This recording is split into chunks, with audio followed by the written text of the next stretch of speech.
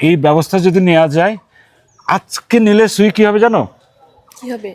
আগামী বছর ফল ভালো পাবে, গাছগুলো শক্তিশালী হয়ে যাবে এবং তোমার গাছে এরকম ঝড়েও মরে পড়বে না।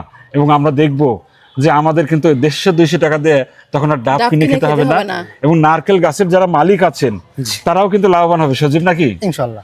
এই জায়গাটা দেখো, প্রায় 300-র উপরে নারকেল গাছ আছে, কিন্তু আমি একটা বা দুটো মানে এর বেশি কোনো গাছেই নারকেল দেখলাম না।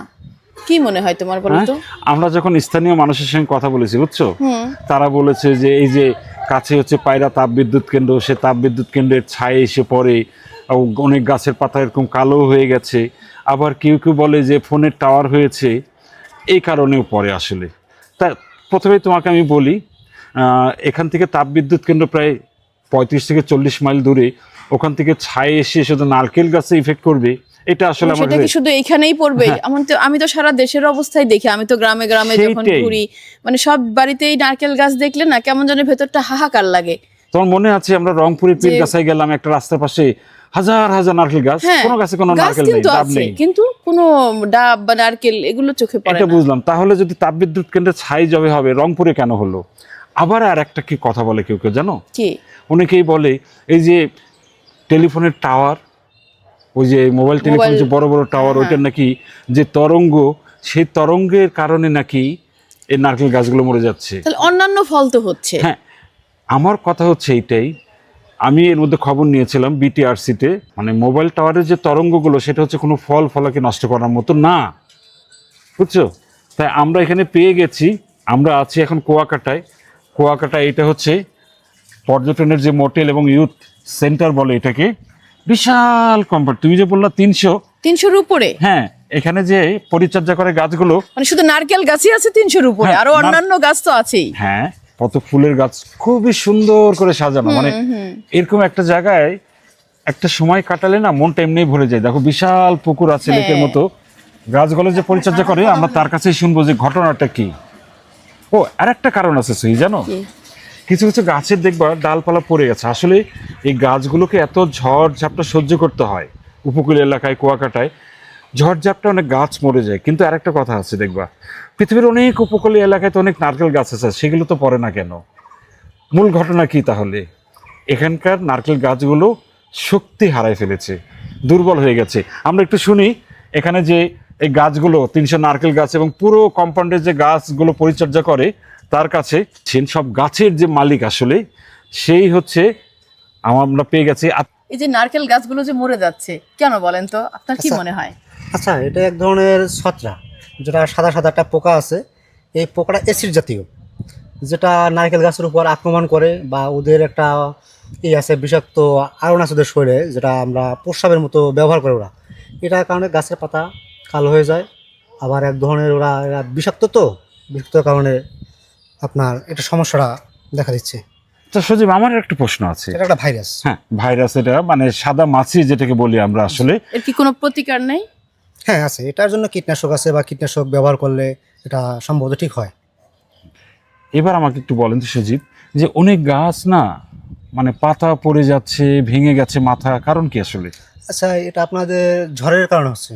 ঝড়ের কারণে? কিন্তু গাছগুলো তো বোধহয় দুর্বল, অন্য জায়গায় তো পড়ে না।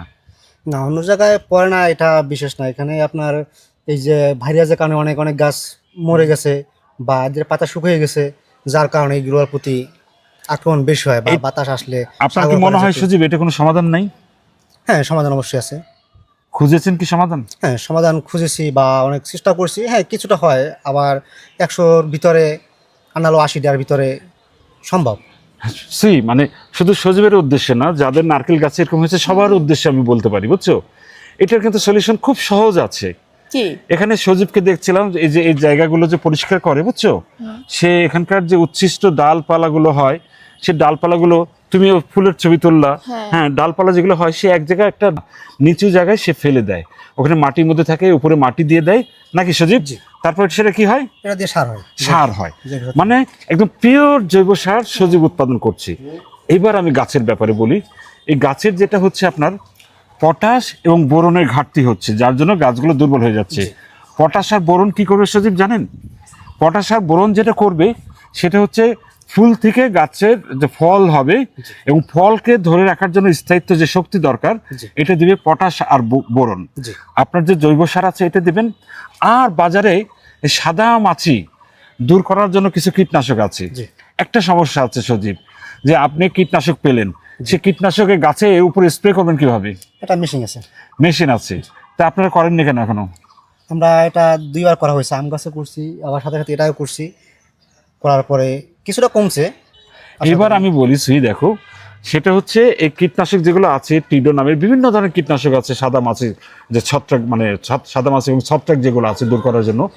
এই কীটনাশক হচ্ছে 1 লিটার পানিতে 1 মিলিমিটার কীটনাশক দিবেন। এটা শুধু আপনার জন্য না, আমাদের সমস্ত যাদের গাছের কম হচ্ছে সবার উদ্দেশ্যে বলছি।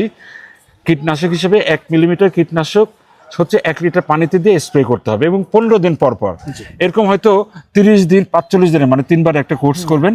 আর প্রত্যেক গাছের জন্য হচ্ছে 1 থেকে 1.5 কেজি পটাশ আর 200 মিলিগ্রাম বোরন নেবেন। জি। নিয়ে যেটা করবেন 3-4 কিস্তিতে ওই যে জৈব সার যে দিবেন তার সঙ্গে মিশিয়ে দিবেন। জি। এই ব্যবস্থা যদি নেওয়া যায়, আজকে নিলে সুই কি হবে জানো? কি হবে? আগামী বছর ফল ভালো পাবে, গাছগুলো শক্তিশালী হয়ে যাবে এবং তোমার গাছে এরকম ঝড়েও মরে পড়বে না। এবং আমরা দেখব যে আমাদের কিন্তু 150-200 টাকা দিয়ে তখন আর ডাব কিনে খেতে হবে না। এবং নারকেল গাছের যারা মালিক আছেন তারাও কিন্তু লাভবান হবে, সজীব নাকি? ইনশাল্লাহ। করবেন কি এই ব্যবস্থাটা? হ্যাঁ, অবশ্যই। যাক, আমরা 1 বছর পরে যদি আসি, 6 মাস পরে, 1 বছর পরে যদি এই কুয়াকাটায় আমরা এখানে আসি, আমরা দেখব যে সজীবের গাছে অনেক ডাব এবং নারকেল হয়েছে। জি, ইনশাল্লাহ। আমরা দরকার হলে সজীবের কাছ থেকে, গাছ থেকেই আমরা কি করবো, খেতে পারবেন। গাছ থেকেই পেরে খাবো। ডাব কিনে খাবা। পারবা তো? তুমি তো পারতে পারবা না, পেটে দিতে হবে, তুমি কিনে খাবা। হ্যাঁ। আমরা কি দেখবো 1 বছর পরে সব গাছগুলোতে ফল আসছে? ইনশাল্লাহ। অন্তত 300 গাছ আছে আপনার, 300 না হলে অন্তত 250 গাছের উপরে ফল ধরবে, এই আশা করছি আমরা। ইনশাল্লাহ। এই নারকেল গাছের যে মানে এত সহজে একটা প্রতিকার আছে, এটা জেনে ভালো লাগছে। আর যাদের যাদের নারকেল গাছে এই সমস্যা আছে তারা কিন্তু এই সহজ ব্যবস্থাটা নিতে পারেন। আশা করি এই ব্যবস্থা নেওয়ার পরে ফলন ভালো পাবেন।